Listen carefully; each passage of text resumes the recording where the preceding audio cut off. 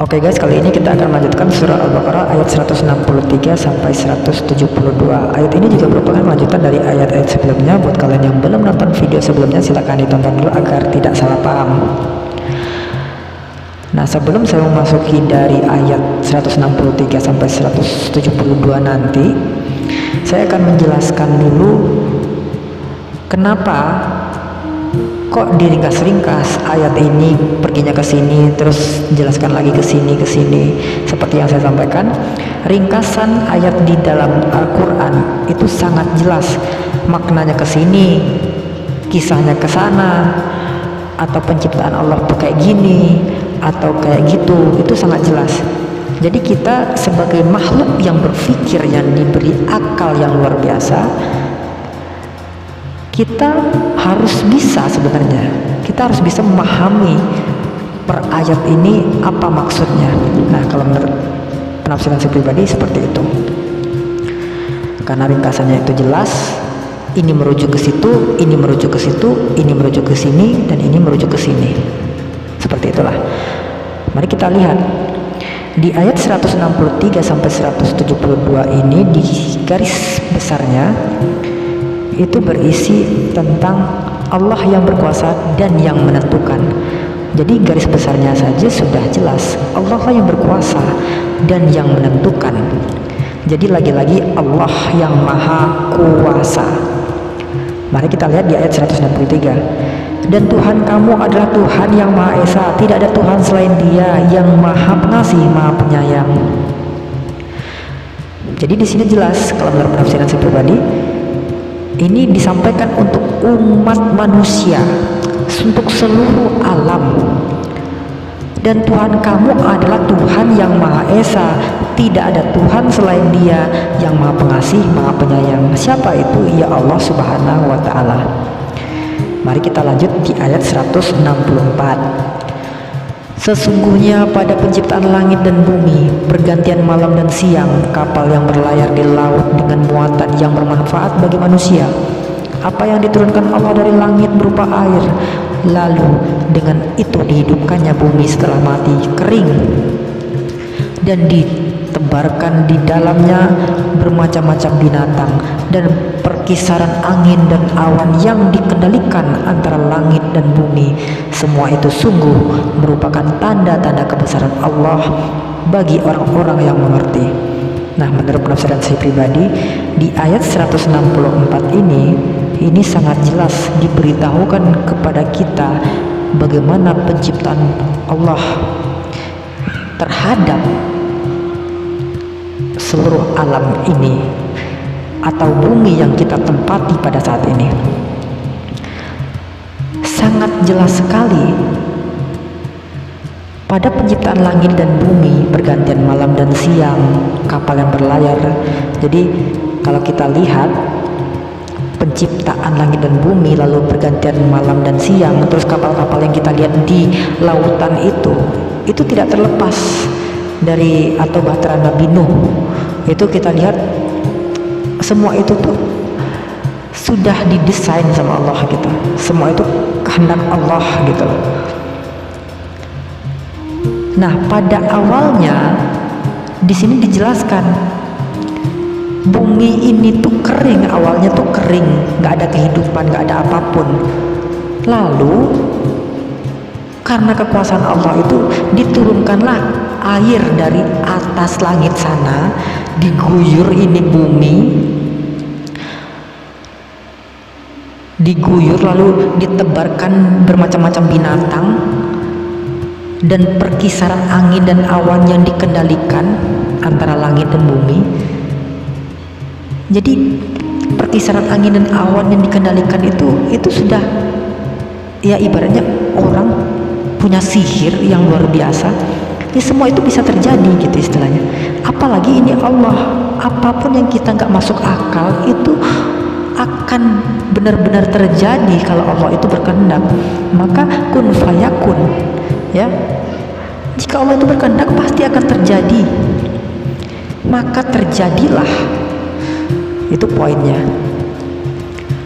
Maka dari kesemua itulah tanda-tanda kebesaran Allah bagi orang-orang yang mengerti. Nah, itu sangat jelas sekali. Bagi orang yang mengerti, kita harus paham betul bagaimana kekuasaan Allah Subhanahu wa taala itu luar biasanya. Lalu mari kita lanjut di ayat 165. Dan di antara manusia ada orang yang menyembah Tuhan selain Allah sebagai tandingan, yang mereka cintai seperti mencintai Allah. Adapun orang-orang yang beriman sangat besar cintanya kepada Allah. Sekiranya orang-orang yang berbuat zalim itu melihat, ketika mereka melihat azab pada hari kiamat, bahwa kekuatan itu semuanya milik Allah dan bahwa Allah sangat berat azabnya, niscaya mereka menyesal. Nah, seperti yang saya sampaikan di awal video ini kan diringkas-ringkas dari penciptaan, lalu dijelaskan lagi bahwa ada manusia yang menuhankan selain Allah gitu istilahnya. Nah, jadi kita harus memahami kemana arah itu gitu. Nah, menurut penafsiran saya pribadi di ayat 165 ini sangat jelas sekali. Jadi di antara manusia itu ada loh orang yang menyembah selain Allah gitu, sebagai tandingan, yang mereka cintai seperti mencintai Allah. Jadi dipuja-pujalah selain Allah itu. Adapun orang-orang yang beriman sangat besar cintanya kepada Allah. Namun ada juga orang yang beriman kepada Allah sangat besar cintanya kepada Allah.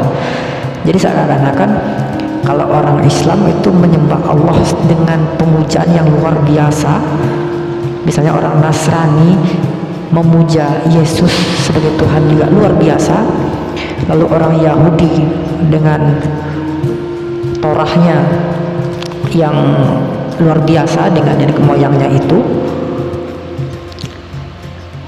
terus agama-agama lain dengan begitulah. Nah, di sini ayat ini menjelaskan itu. Di sini dijelaskan, sekiranya orang-orang yang berbuat zalim itu melihat, ketika mereka melihat azab pada hari kiamat, bahwa kekuatan itu semuanya milik Allah dan bahwa Allah sangat berat azabnya, niscaya mereka menyesal. Jadi nanti ketika kiamat itu terjadi, mereka baru akan tahu, akan merasakan azabnya. Nah, nanti di situ nanti akan menyesal mereka gitu istilahnya. Lalu kita lanjut di ayat 166, yaitu ketika orang-orang yang diikuti berlepas tangan dari orang-orang yang mengikuti, dan mereka melihat azab, dan ketika segala hubungan antara mereka terputus. Nah, ini sambungan dari ayat 165 tadi ya. Kita lihat ketika orang-orang yang diikuti, jadi ketika mereka itu ngikutin temannya, ngikutin ketuanya, ngikutin apapun itu, maka berlepas tangan ketika kiamat itu terjadi. Berlepas tangan orang-orang yang mengikuti ya, orang-orang yang diikuti sama orang yang mengikuti ini berlepas tangan, dan mereka melihat azab, dan ketika segala hubungan antara mereka terputus,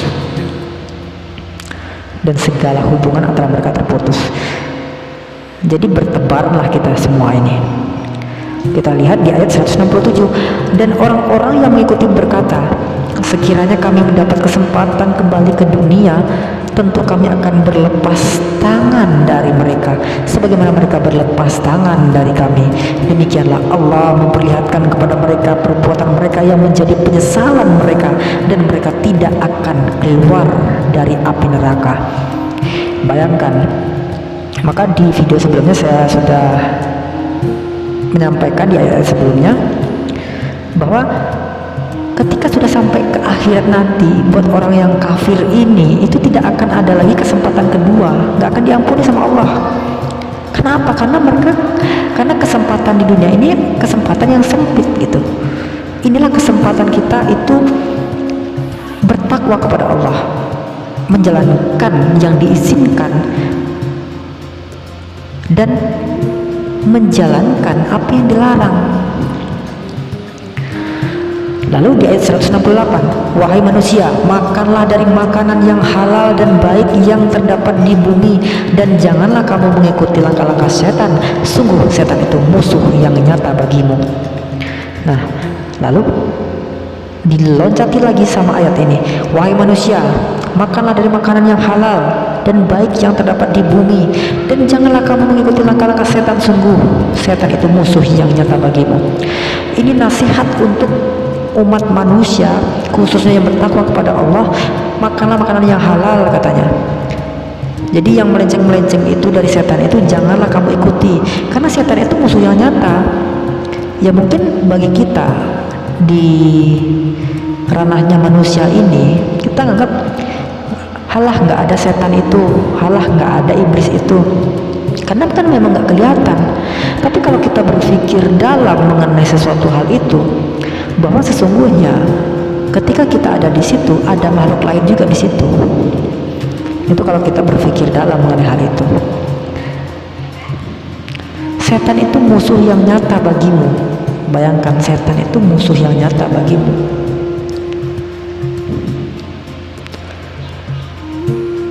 Lalu kita lanjut di ayat 169. Sesungguhnya setan itu hanya menyuruh kamu agar berbuat jahat dan keji, dan mengatakan apa yang tidak kamu ketahui tentang Allah. Jadi itu bujukan setan itu, ya. Itu sangat jelas sekali. Lalu kita lanjut di ayat 170. Dan apabila dikatakan kepada mereka, ikutilah apa yang telah diturunkan Allah, mereka menjawab, tidak, kami mengikuti apa yang kami dapati pada nenek moyang kami melakukannya. Padahal nenek moyang mereka itu tidak mengetahui apapun dan tidak mendapat petunjuk. Jadi di sini sangat jelas. Jadi dulu itu dikatakan kepada mereka, ikutilah apa yang telah diturunkan Allah. Mereka menjawab, tidak, kami mengikuti nenek moyang kami. Ini mungkin sindiran buat Bani Israel atau orang Yahudi pada saat itu, ya. Udah dijelaskan ikutilah Allah, tapi mereka menolak, enggaklah kamu mengikuti ini segala macam gitu. Nah, dan Yahudi ini, nenek moyangnya ini tadi ini, ya kan beranak sampai anak cucu. Nah, sampailah kepada Nabi Muhammad ini. Kisah ini nih di ayat 170 ini sampai ke kisah Nabi Muhammad. Dan apa, anak cucunya itu yang sudah menjadi Yahudi juga, darah daging Yahudi sudah ada sama mereka. Ikutilah apa yang telah diturunkan Allah, katanya. Enggak, kamu ikuti nenek moyang kami gitu. Nenek moyang mana ini maksud? Nenek moyang mereka di zamannya kisah Nabi Ibrahim, mereka baca lalu ke Tauratnya Nabi Musa gitu. Itu kan yang diubah-ubah itu yang mereka percaya. Padahal di Al-Quran ini dijelaskan mereka itu sebenarnya tuh salah. Banyak orang ahli kitab dulu itu sudah merubah-rubah. Maka Al-Quran inilah sebagai pelengkap, sebagai kitab suci terakhir yang benar-benar sudah lengkap. Jadi yang dulunya itu belum lengkap itu dilengkapi sama Al-Quran ini. Maka Al-Quran ini untuk seluruh alam. Jadi sebagai pedoman untuk seluruh alam. Itu menurut penafsiran saya pribadi. Di sini dibantah, padahal nenek moyang mereka itu tidak mengetahui apapun dan tidak mendapat petunjuk, katanya. Jadi nggak mengetahui apapun dan tidak mendapat petunjuk. Ya mungkin ini sudah didesain sama Allah, seperti yang saya sampaikan di ayat-ayat sebelumnya, bahwa yaitu mereka itu sudah, gimana pun kita menasihati mereka segala macam, mereka sudah tertutup, ya, sudah tertutup hati, mata, telinga segala macam itu sudah tertutup dengan kebenaran Allah Subhanahu Wa Taala itu, atau petunjuk atau jalan yang lurus itu sudah tertutup gitu. Jadi ya bisa dibilang percuma juga kita menasihati orang yang ini, tapi ternyata memang sudah 100% kafir gitu, udah susah gitu. Lalu kita lanjut di ayat 171. Dan perumpamaan bagi penyeru orang yang kafir adalah seperti pengembala yang meneriaki binatang yang tidak mendengar selain panggilan dan teriakan. Mereka tuli, bisu dan buta, maka mereka tidak mengerti. Jadi di sini sangat jelas sekali. Itu orang itu tuh seperti perumpamaan. Jadi orang yang bisa dibilang orang yang berceramah atau sebagai tokoh agama, orang Yahudi, Nasrani, orang-orang yang tidak menuhankan Allah itu, ya, itu mungkin akan susah kita kita nasihati gitu, seakan-akan seperti itu. Karena kan mereka penyeru agama, pensyiarakan agama gitu. Jadi kalau kita nasihati mereka itu sama seperti saya mengembala kerbau atau kambing gitu. Saya teriaki, kamu harus gini gitu. Tapi mereka nggak mendengar, ya. Kambing itu nggak mendengar. Jadi ya akhirnya dia berontak atau apa. Jadi nggak mendengar, tuli, bisu, dan buta gitu. Itu sangat jelas sekali.